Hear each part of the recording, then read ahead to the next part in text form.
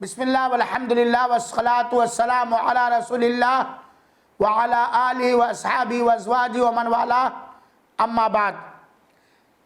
مسلمان کے لیے توحید کا فائدہ کیا ہے؟ اللہ کرے ہم سارے لوگ توحید کی منفعت اور دنیا اور آخرت میں توحید کا فائدہ سمجھ جائیں۔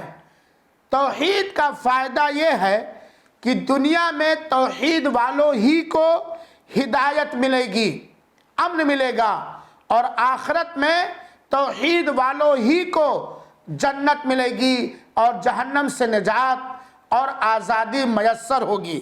اس کی دلیل اللہ تعالیٰ نے فرمایا الذین آمنوا ولم یلبسوا ایمانہم بظلم اولئک لہم الامن وہم مہتدون۔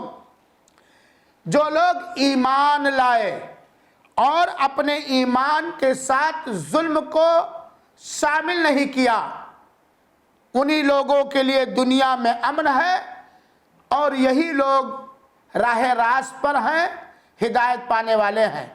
اس آیت کریمہ میں مفسرین کے اقوال کے مطابق، صحیح قول کے مطابق، جو یہ ہے کہ جو لوگ ایمان لائے اور اپنے ایمان میں ظلم کو شامل نہیں کیا، تو ظلم سے مراد یہاں شرک ہے۔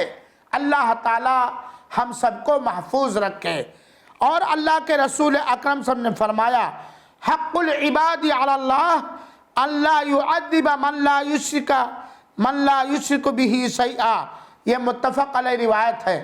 اللہ کے رسول اکرم صلی اللہ علیہ وسلم فرماتے ہیں بندوں پر، اللہ پر بندوں کا حق یہ ہے کہ اللہ تعالیٰ اس شخص کو عذاب نہ دے جو اللہ تعالیٰ کے ساتھ شرک نہیں کرتا۔